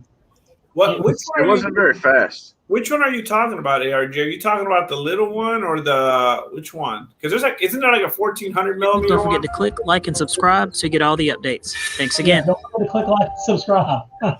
Oh, also thumbs up this It's actually bigger than an 800. That was it had a 50-inch wingspan. Yeah. All right, go ahead. All right. Take it off. Take it off. Third attempt. I had to park it there because we couldn't get it up. The landing gear were small. All right. We got her up. Needs a lot of left trim. But I think he's talking about the 1400, so maybe that one flies better. You know, this was the 1400. This is the big one. No, that's the 800. Look what it says up there. Yeah, I said 800. I think I was wrong. It's the 1400. It was my plane, buddy. It's all or nothing. He said it was my plane. We'll make a Dang, Jeff, you gotta be so sensitive about it. Jeez, dude. Pump up the speed. God. Hey, look at the lights, man. Yeah. Look, That's over here being a headhunter. So that's wide open. Mistakes high, so we're not worried about. Yeah, it was not impressive. I think it probably was cruising around at what, 30, 40 miles an hour, Jeff? Yeah. I'll tell you what, though, most of those 1400 series from back in the day didn't have a ton of right? No. But I was thinking, you know, that 670 kV Taycan motor that I put in this thing? Man, maybe that would be a pretty good upgrade for those planes. It's not what I expected. Okay. Well maybe I'm getting used gone. to flying more. And that's what I'm saying. It's one of those airplanes that needs a motor upgrade. That's it. It's not a bad flyer. It's just underpowered for Warbird.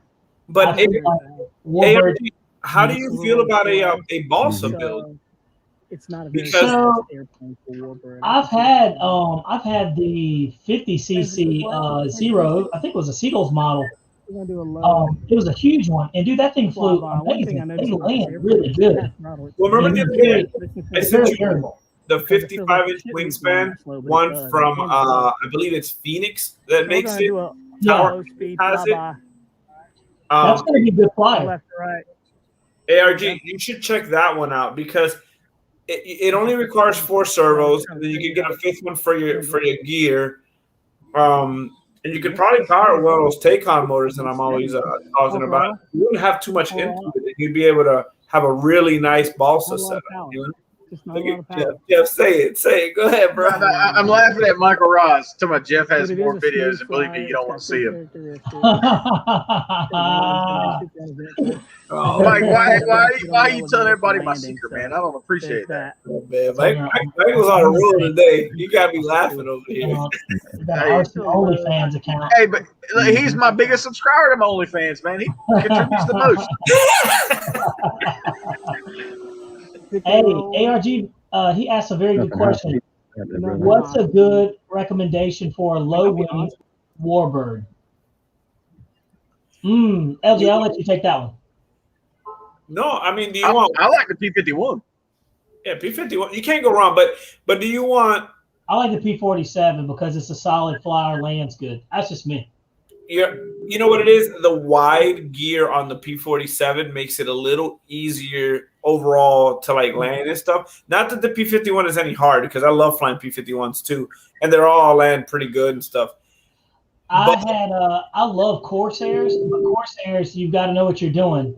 You get slow on the turns, and they will fall out of the sky on you. Yep, and it will also snap on you if you take off too early. And yep. So will that Viper too. That Viper 90 will fall out of the sky. Absolutely. Underpowering the turns. Yep. How do you know that? I've seen a video of one falling out of the sky already. Oh, really? Well, hey, everybody knows if you got a jet, you've got to keep power on. At least 60 to 70% thrust in turns. It just bleeds it off. Hey, Michael Rod says the AT6. I've had the AT6, man, and it's every AT6 that I've had 40s and 60 sizes, and they bounce. You really got to be Johnny on the spot with landing, because the ground clearance is like this. It's literally 4 to 5 inches of clearance. It's not even 5 inches. So for me, I think the P40 is good. The Mustangs are a little interesting. I don't know. I'm not a Mustang fan. I like Johnny Stansel. Just say what everybody else says when it's underpowered. It flies scale. That's true. That's what everybody says. It flies scale. That is on the spot there, because that is 100%. That is true. You're like, how's it fly? It flies scale. Yeah. Hey, you want to hear something funny though? A lot of people say that the FMS 1450 P51 is slow and all this kind of stuff. I had to change the ESC on the one I have, and I keep it in Orlando. And I liked flying that one more than I like flying the E-Flight 1500 that I had. I thought it was a great flying plane, and I still have it. And it isn't that slow, that one in particular. Now, I've flown other 1450s from FMS that were super slow, so maybe this motor just got enough breaking into it, you know? Yeah. Dude, I will say I'm just a fan of the P47s. Even the 50 cc's, the 55 cc's, like the massive ones, I've had those too. And dude, that thing flies like a big baby. They're just big babies. So, but they'll get up and go, you know. But hey, Brian Brody asked a good question. Where did you get the white Zero? FMS, that's a ghost. You can't find it. It was tan. The FMS was tan. The Zero was tan. Oh, the one that we had? Yeah. Yeah, it was tan. It's kind of tan greenish. Kind of weird. Michael, I had the 1450, but I just acquired the 1700. I got to do a couple fixes on it. Me and Tim did a little trading. But yeah, I got a whole bunch of planes that I actually have to, when I get to Arizona, once my moving stuff that I put in boxes comes back, I got like 10 or 11 maidens to do. So that's one of them, the 1700 millimeter P51. Great. Oh, I don't know if I'm gonna have power too long, Bob. These lights keep flickering. That generator, bro. Hey, I thought you got a generator. Yeah, come on, man. I won't push the camper. Go get that Westinghouse, man. That 2500. I've seen some good reviews on that one. Look, Bobby, you see the Tempest thing we just got? No. For our field? It says 1 to 4 miles from swamps. Yeah, it was like right over my house. The whole place just lit up. Wow, dude. Yeah, that's I will say this though. Yeah, Brian Brody, man, you've come a long way, dude, and it looks like you're doing phenomenal based off that video. Hey, Brian, you should go buy that Phoenix Models Zero. If you want a Zero, get that one. Man, you can't go wrong with Phoenix Models. Telling you, man. Go check it out. Tower Hobbies. That thing, and I'm telling you that plane, I'm actually looking at it right now. I'm looking for right now. It is a gorgeous looking Zero. That's one on my list. They've got an aviation sale. Save up to 20% right now. Tower Hobbies always got some sort of like, as long as it's not a Hangar 9 product or a E-Flight made by Horizon product, you get a good discount on them guys. Yeah, man, they don't like to throw them discount codes on those Hangar 9 products, dude. They don't, and those are the ones you want, you know. I like the Phoenix models. I'm not gonna lie, like, dude, Phoenix models came a long way. Back in the day, you wouldn't want one. But I'm telling you, the Phoenix models and the Seagulls models have come a long ways, man. Very good planes. I wish I would have lived near you so I could snatch that P-47 from you. Hey, man, I know. I still got it, too. It's just sitting down there chilling. The green one? Yep. Yep. I'm gonna have to call Nicolini, my buddy. It's got the DLE 20 on it. The only problem with that one is a dead stick landed it, man, and it kind of made an indentation on the top of the wing. So, but I still fly it the way it is. I don't have any problems whatsoever. That just means You get a discount. Yeah, you get a deeper discount on it. Look, that Phoenix model's 0 to 55 inch, ain't 260. Yeah. Oh, dude, I know. That's what I'm saying. Phoenix model airplanes are super affordable. That's what I'm saying is like these ARFs are now lower than the foam planes. It used to be vice versa. And with the ARFs, you get more longevity out of it, and you get a higher resale if you want to sell the airplane. Oh, yeah. The 67 inch is $500. Yeah. Oh, you're going to pay some money for some biggins. But Hamilton said, never seen a discount code. Facts. Let's see, 0 to 68 inch Phoenix Friday. Yeah, dude, get you one, Brian. I'm telling you, man, that's a good flying airplane. It is it's an awesome flying airplane, super forgiving. It's not gonna hurt you, you know. So, guys, don't forget to give a thumbs up to this channel, by the way, to the live feed. We appreciate that. It helps out. And also, don't forget to check out LJ Hobby's channel, man. Join and subscribe his channel. He's got a lot of good stuff going on there. And I like it, too, because he switches it up. He's got cars on there if you like your car stuff.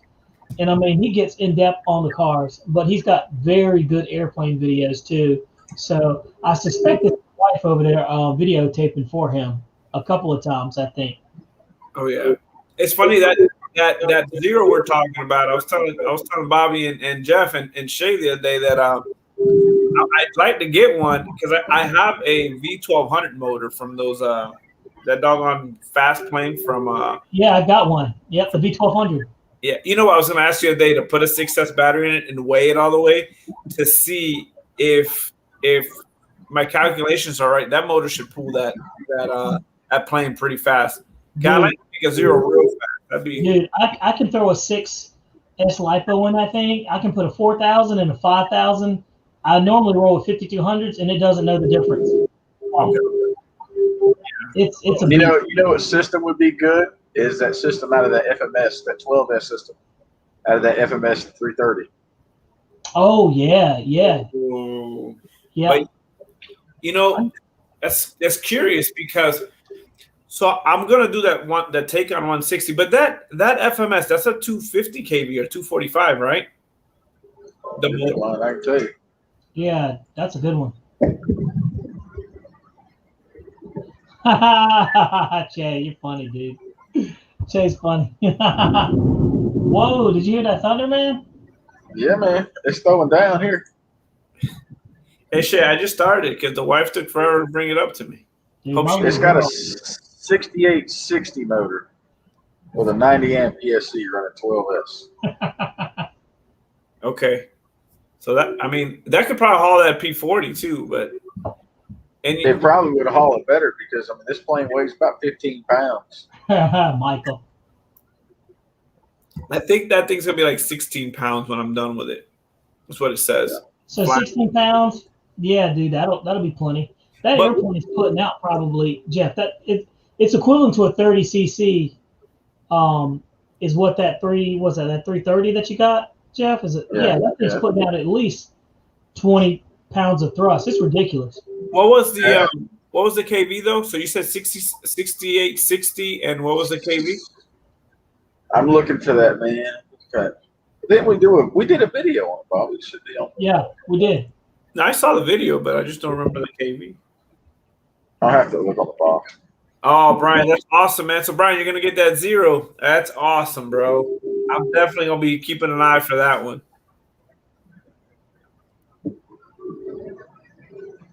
Yeah, we did the unboxing in front of Bobby's house.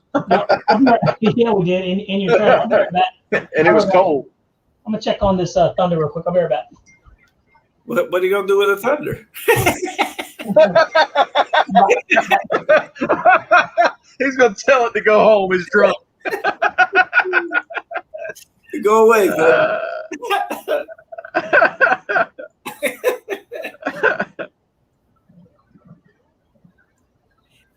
It's a 240 kV.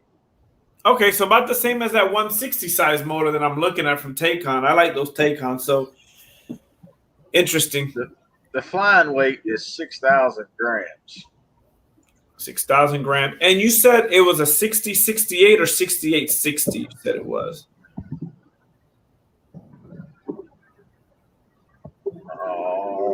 It's 13.5 pounds. No, I got you. No, but it's a 6860. Okay, I'm just seeing what my Taycon one is. Okay, so the Taycon one is a 6264. So maybe I should see if I can find that motor and go with something a little bit bigger on this P40 then. I got a whole plane, I'll sell you, man. Oh, you got another motor? I got a whole plane, I'll sell you. No, I don't want the whole plane. I just want you to ship me a motor. Yeah, I might have. I might be able to find. I've got something in storage, man. I'll go look this week and I'll let you know what I got. Let me know. Yeah, because I mean, it's probably big around as that Pepsi can. It's thundering out there. Did it go away? He said, "Thunder, go home." Yeah, man. I just checked. Yeah, it's thundering out there pretty good. Oh man. Let's see. Chase said, anyone flying this weekend? Oh yeah. If the weather's good. Yeah, Shay. I'm gonna go out there to my flying field and go fly with those folks one last time. I was saying, LJ, that's your last flight, ain't it? Because you leave out week after that, right? Next week, Thursday, I start driving. Yeah, I got the RV. I was messing with it today. I was getting all leveled out. Better hope that Chevrolet can make it. Huh? Better hope that Chevrolet can make it. Hey, man. I knew he was going to say something about that. I got that weight distribution hitch going good. There you go. Yeah, ARG Vision. Huh? ARG Vision is headed out. Hey, man. We certainly appreciate you guys. Let's see here. Let me, I'm running two monitors here. I got my TV over there. Michael, what's happening with the Avanti? Is it going away? I've been Microsoft Flight Simming the whole time. Oh, no. Michael was saying if anyone is looking for a free win Avanti, don't wait too long. If you know what I mean. Oh, man. I want one. Is it going away? I wonder if it's either going away or they're going to stop. Man, it would be crazy for them to not produce that one because that thing flies amazing. Oh, by the way, I've got the free wing Vulcan. I got that on order, so it should be coming probably in September. Michael, don't say that to me because I ordered. That is one plane that I want to have new. Like I really want the plane. You better get it. $400 now. They went up $50. I know. You know my cheap ass will go buy AR. Yeah, go drop your own stuff in there, man. You know. I go buy that Plus. Oh, Moshe does not want to pay Sabart royalties anymore. Hey, Sabart, I got a Sabart plane. I got a biplane, Miss Win 50. I think that's the name. Dude, that's terrible, man. But I get it though. I mean, I understand. Sabart's probably getting a nice little cut off of those. But that's such a good flying airplane. Yeah, don't say that because I ordered one. I want that plane. I've always wanted that plane. I kind of like that Stinger 90 Bobby's got, man. Dude, that Stinger 90 is a tough airplane, dude. What would you go with, the Avanti or the Stinger 90? I want the Avanti. I want that. I want that Avanti. I want to order one of those X-Fly 2200 kV 80 millimeter inrunners, and I want to put that in it, and I want to see how fast it can go. What you think, Bob? The Stinger 90 or the Avanti?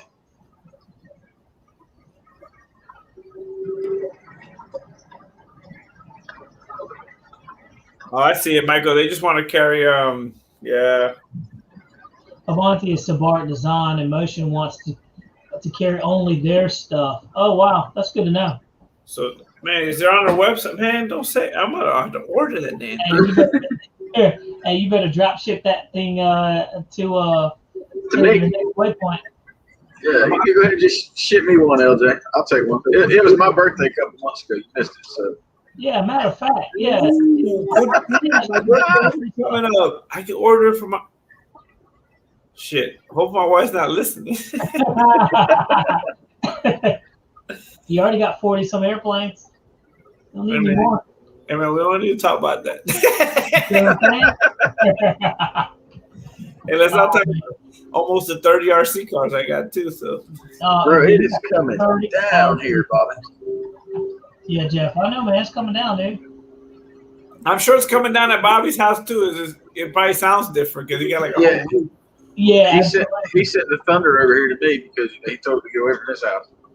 Hey. Come on. I had to go and check on my thunder. I had to go check on it. Hey, but let's see here.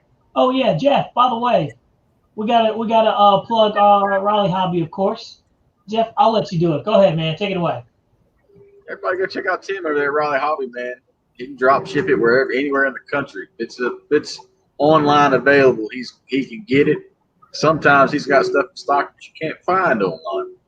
So you can call him or hit him up on the website, and they'll get with you. Great little small. I say it's a small hobby shop, but it's pretty big on the inside. It's big, yeah. Yeah, man. Tim's Bobby went in there today and did a little swindling and got rid of 4 planes for 1. We did a little horse trading, man. I love horse trading, and that's one of the beauties of the hobby, man. It's like it's always good to get money, but there are some times where just a straight up trade is just a good deal and everybody wins. So hey, right there, straight up. LJ is proof of it. Yeah, you got lucky there, man. Hey man. Matter of fact, you need to take one of them back to that man. Look, man, I'm sorry, I got over on you. Oh, I drove 47 minutes.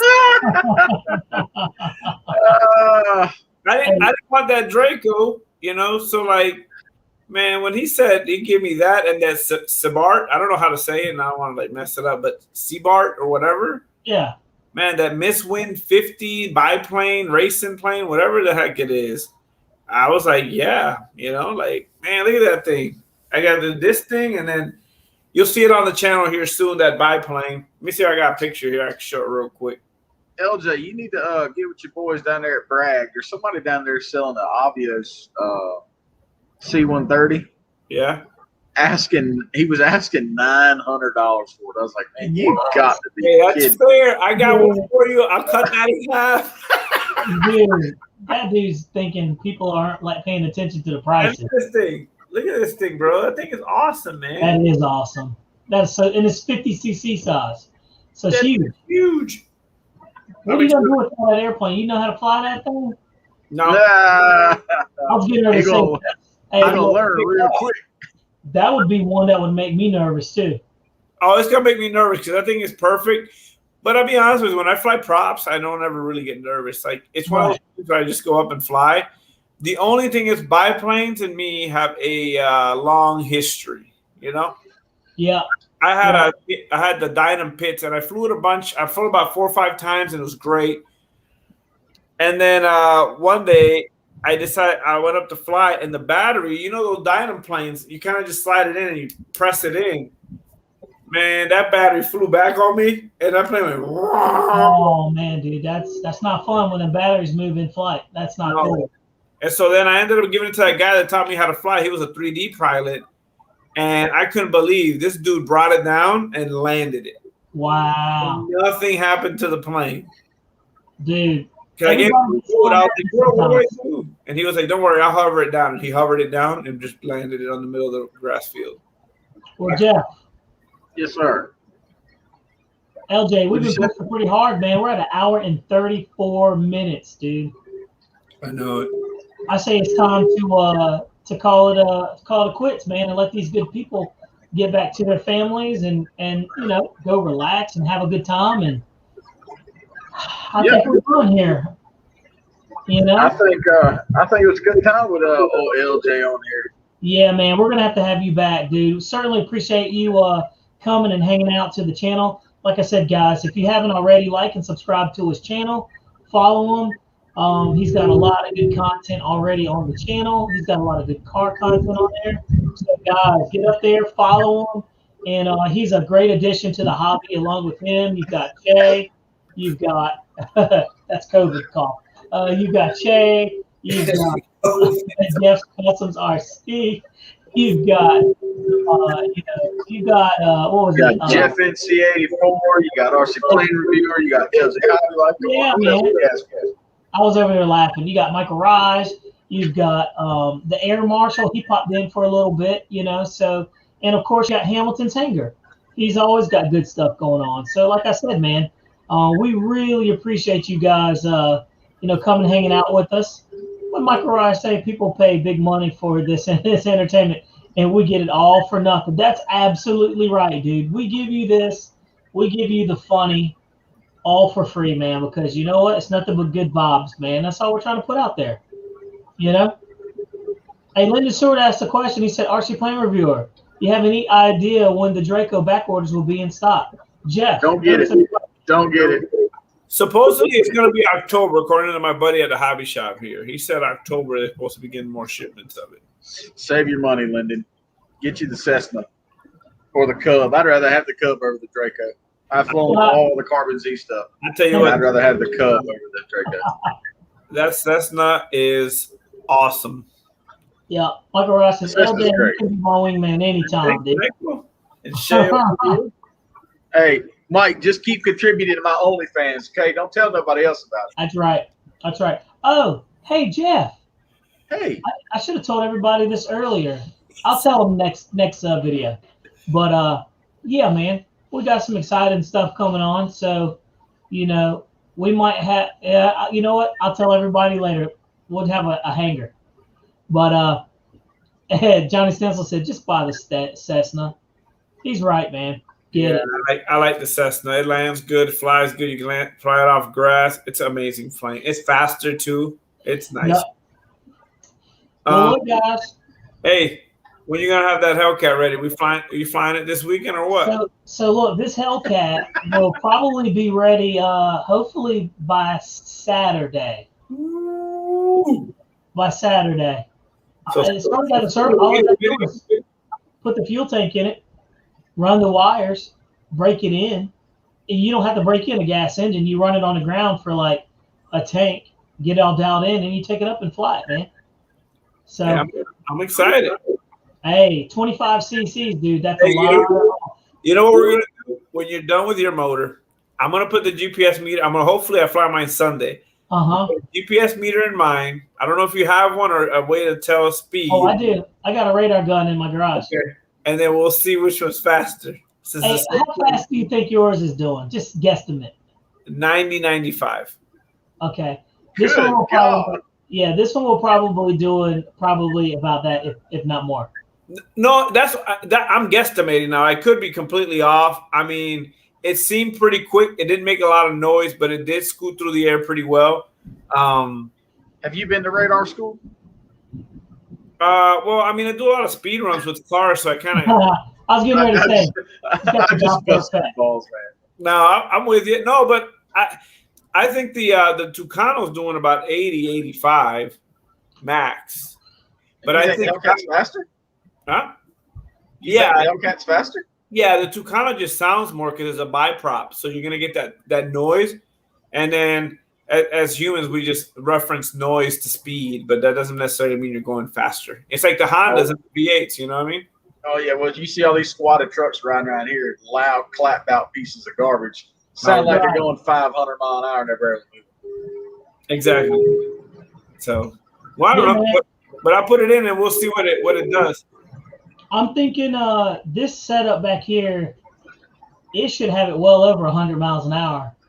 But the thing is what I'm wondering is if it can handle it. So I'm going to have to go through there and do like you said, put the screws in there. Like you said, yeah, man, great advice.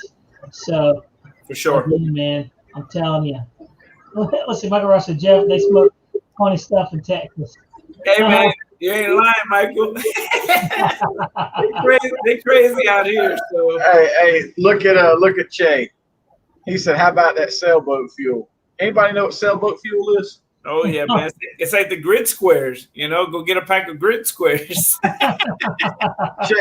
asked me the other day because I move heavy equipment for a living. He said, "What do you got on the trailer?" And I said, "I'm hauling sailboat fuel." He said, "Sailboat fuel? What is that?" I said, "Just think about it, man. It's wind." He was like, "Man," he busted out laughing. I got him good. That is actually pretty good. That is pretty good. That was good, bro. So you know what? I'm gonna use that on my soldiers, bro. That is funny. I make him go get me. I made him before go me an exhaust sample. I give him a black bag and I say, "Hey man, go give me some exhaust sample. We need to test it." And they were real serious and they put it on there. And they're like, went in there, guys. They brought you some air. "Hey, I need some grid squares. Give me a pack of grid squares." You know, so and they're like, "Oh yeah." So they go over. They give me some grid squares. Oh my god, dude. But sailboat fuel, that's a good one, bro. Oh my god, that's hilarious. Well, look, guys. Hey, and you know them young guys ain't gonna have a damn clue what sailboat fuel is. Oh, you know. They're gonna be like, "Where's it at?"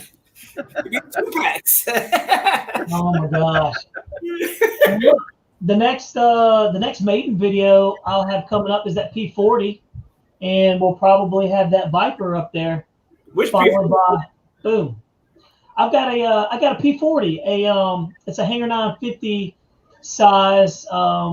It's a 50 size P40.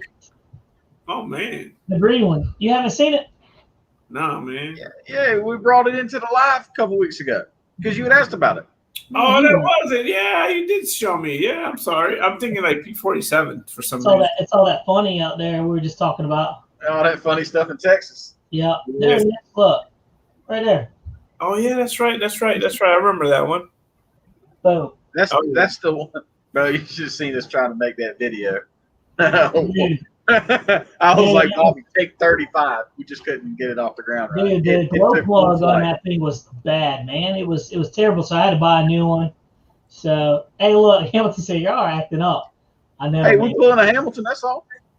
A limited source, the Rcplanereviewer, between the RC electric EDF jets and the RC gas jet, which is faster? Oh, the gas jets. Yeah, they're actually like regulated. I talk to Noons all the time, and he tells me that they regulate them, but yeah, you're not supposed to go over what 200, 300 miles an hour, something like that. Over 250, you're not supposed to go over. Yeah, that's right. Now, how do you know if it's going over that fast? He's trying to get me into it so hard. He'd be sending me stuff all the time, and I'm like, man, hey, do it. No, man, I'm budget racing. You know that. Hey, you got the money. Do it, man. No, man, we're gonna hold off on that. Hey, I think you could do it. I'm just saying. I might do one. LBR Hobby Life, low budget racing hobby life. I should put a B on there, bro, for real. LBR Hobby Life. Low budget racing. Oh, dude, that's hey, I'm trademarking that. So you owe me royalties. LBR, low budget racing. Oh my gosh, dude, that's hilarious. My grass is so great. I'll be safe for a while then. It's true. Yeah, don't give Jeff a turbine. No race. No race. Dude. Hey, I don't think I don't know anybody that'll give him a waiver, to be honest with you. They'd be like, you know what, man? We're gonna let you stick with these foamies. Like, these foamies are made for you. But oh man. Hey, look, we gotta shut this thing down, dude. We've been having too much fun. You put a turbine in that 330 or whatever it is, that FMS one. Oh my god, dude.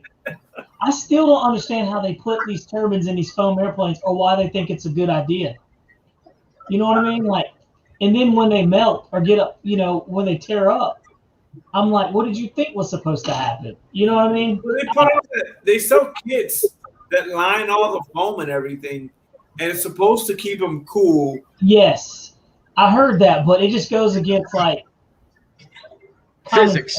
I mean, physics. Yeah. It's true. You get foam too hot, it's gonna burn. Plain and simple, dude. It's not rocket science.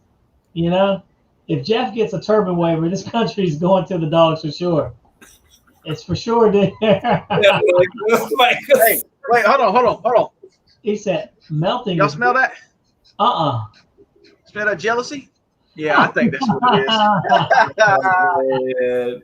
Hamilton said melting is better than burning. That's for sure. But that's what happens when those jets go in. They burn, man. Every time. Hey, did you guys see that one video with that one like plane? It kind of the gyro. Dude, that dude paid like $5-6 grand for like 2 seconds of flight. He was extremely okay with that. I would have been crying. Shut the camera off. Dude, Don't. Hey, it reminds me of Rick, the AMA guy, the AMA district vice president or whatever he is. That GB. Yeah, that was horrible, dude. He had over $5 grand in that plane, dude. Yeah. It was like a half scale GB. It was huge. It might not have been half scale, but it had a 300 Moki on it, and literally the second flight it went in. Yeah, it didn't look good. You got the video for that so I can see.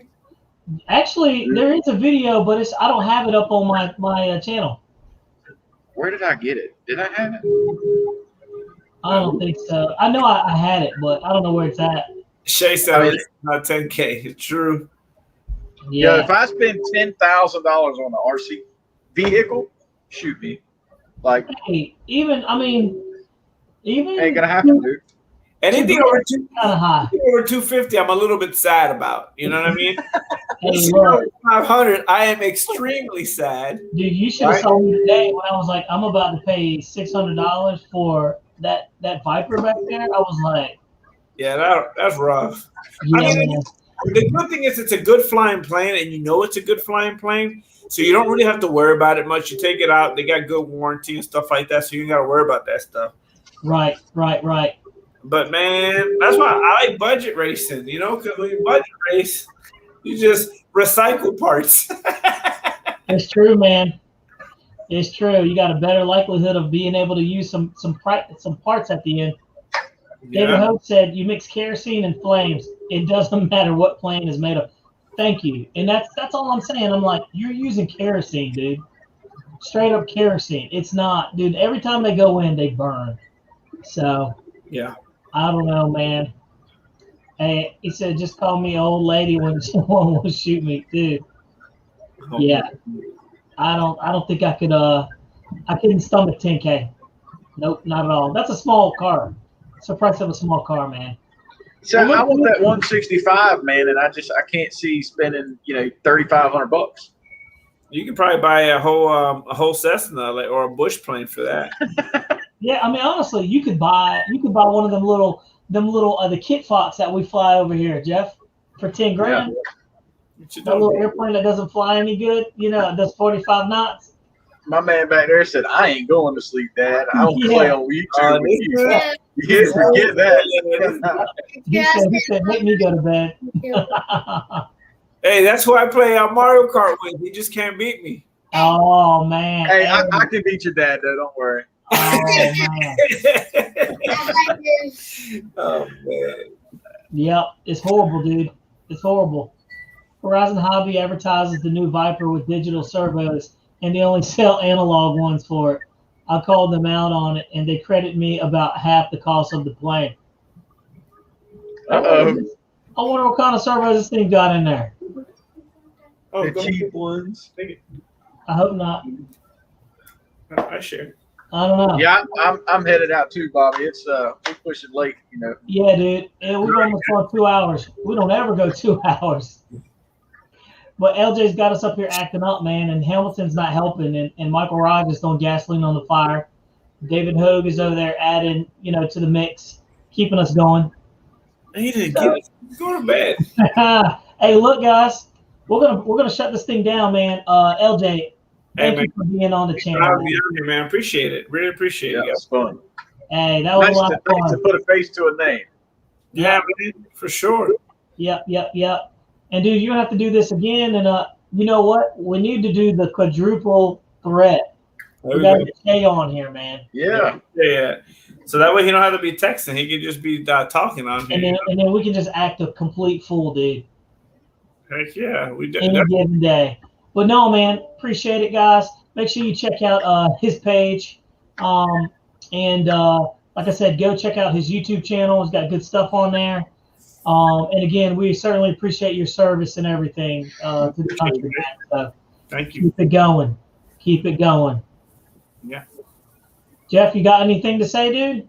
Oh man, good night, guys. Appreciate everybody. Yep, y'all have a good night. Thanks for hanging out with us, and we'll see you next Thursday. All right, Stay see you tuned. Thursday.